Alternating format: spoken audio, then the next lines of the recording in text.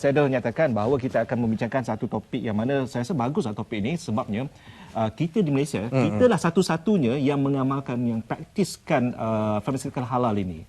Means kalau kita bawa ke dunia antarabangsa, kita ada peluang lah. Peluang besar. Malaysia juga sebagai hub sistem pensijilan halal ini yang cukup diyakini di serata dunia, bukan saja untuk pasaran bagi yang Muslim, tapi yang bukan Muslim juga mempercayai dan meyakini produk-produk halal ini. Termasuklah ubat-ubatan ataupun produk farmaceutical. Betul. Jadi kita nak terus saja bersama dengan kita punya tetamu hari ini, iaitu merupakan Presiden Persatuan Farmasi Malaysia, Tuan Amrah Hibbuang. Assalamualaikum. Waalaikumsalam. Okey, memang apabila kita nyatakan tadi sebagai Malaysia sebagai satu-satunya sebagai mengamalkan praktis ini, di mana kelebihan kita kat situ? Kalau tadi Ivan dah sentuh dah bahawa bila tu dunia akan memandang tinggi kepada apa nilai halal itu sendiri. Jadi kalau kita cerita dari segi halal, kadang bila kita cerita dari segi produk, kita akan sebut dari segi halalan, thayyiban. Ya, betul. Tetapi ada lagi satu aspek yang patut kita ambil kira, iaitu dari segi etika. Walaupun kata sesuatu produk tu halal, thayyib dan sebagainya, tetapi kalau melibatkan perkara-perkara yang tidak beretika, maka dia dengan sendirinya tidak menjadi halal. Jadi kita kena tengok daripada perspektif yang lebih jauh. Tetapi saya melihat sekarang ni dari segi penerimaan halal di dunia ni dah tak diisu. Halal cuma satu perkataan Arab yang disebut sebagai dibenarkan. Dan saya melihat bahawa perkataan halal ni, Arabic word, diterima macam kita terima kaizen. Jadi masyarakat dunia sekarang ni cerita dari segi halal. Jadi halal tu tak ada isu. Cuma apa yang saya ingin tekankan pada subjek kita pada hari ini adalah segi sektor pharmaceutical halal. Kenapa kita yakin bahawa apa yang kita telah lakukan terhadap pharmaceutical halal ni adalah sesuatu yang world class. So kalau kita cerita dari segi industri, umpamanya manufacturing, pengeluaran kan, standard yang digunakan adalah GMP. Selalu kita akan menanya diri kita lah kan. Ada GMP tak ada. Apa selepas? Apa selepas GMP? Jadi halal adalah satu perkara yang kita masukkan sebagai satu nilai tambah, satu nilai baru. It's a new standard. Tapi nilai itu cukup kuat tuan. Pasal apa? Ceritanya adalah sekarang what's next after GMP, right? So jadi yang kita buat, yang ni dihasilkan oleh pakar-pakar farmasi. Pakar-pakar farmasi maknanya kita menyumbang kepada dunia, kepada ilmu farmasi itu sendiri. Itu sumbangan besarlah. Jadi saya sebagai Presiden Persatuan Farmasi Malaysia, kita rasa bangga dengan sumbangan ahli farmasi, khususnya kepada mereka yang terlibat secara langsung untuk menghasilkan standard ni. Standard dan piawaiannya kita faham. Begitu ketat sekali untuk mendapatkan sijil halal. Tapi saya melihat jenama halal itu sering juga digunakan sebagai pelaris kepada sesuatu produk, termasuk farmaceutical mungkin untuk tujuan komersial.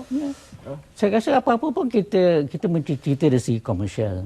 Sebab kalau kita cerita dari segi industri farmaceutical halal, kita kena sebut bahawa dia akan menjana ekonomi dan dia akan menjana jawatan atau perjawatan ataupun kerja dan sebagainya. Ini relevan.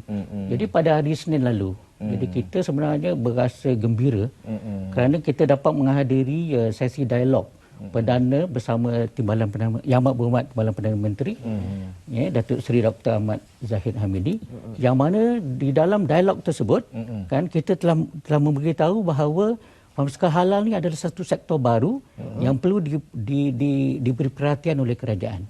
Kerana Yang Amat Berhormat adalah pengerusi Majlis Halal Malaysia. Jadi dialog tu adalah satu perkara yang saya anggap sebagai berjaya. Tiga perkara yang telah diutuskan oleh Yang Amat Berhormat.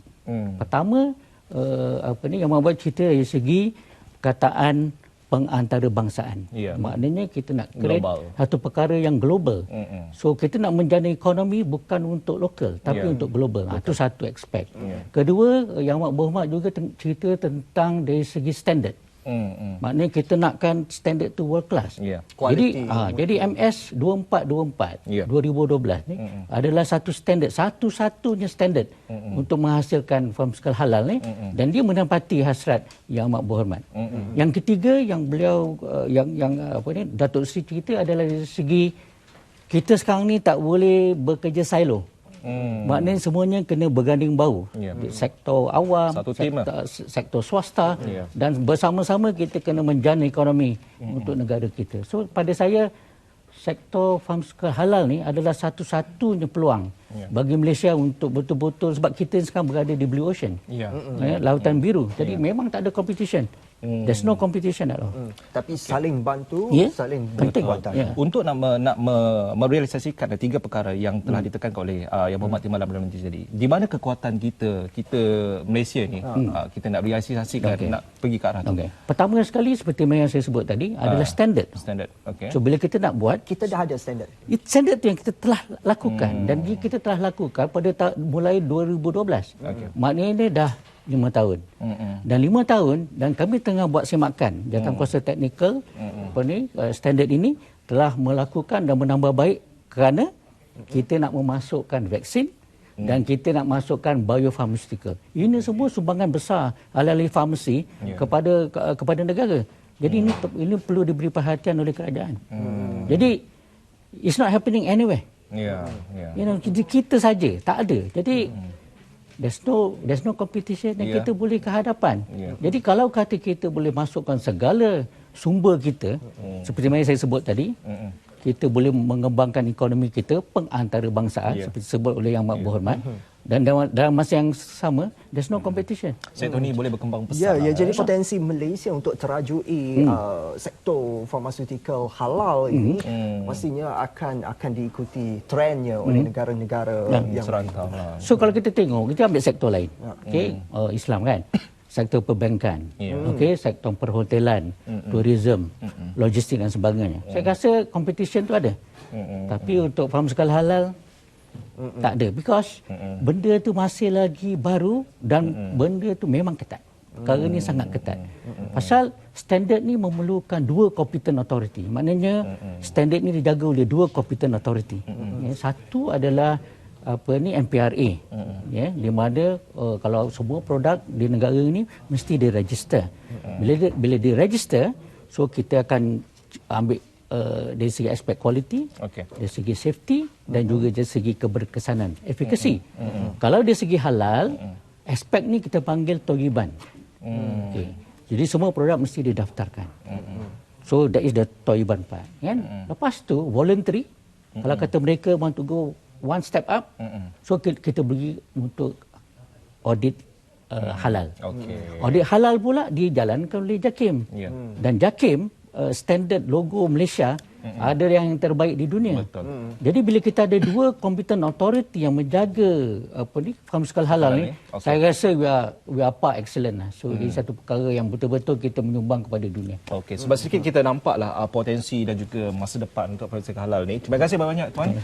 Satu perkongsian di mana kita harus ucapkan terima kasihlah kepada semua farmasis yang kita ada di negara kita, dan juga pada kerajaan sendiri dah terus menyokonglah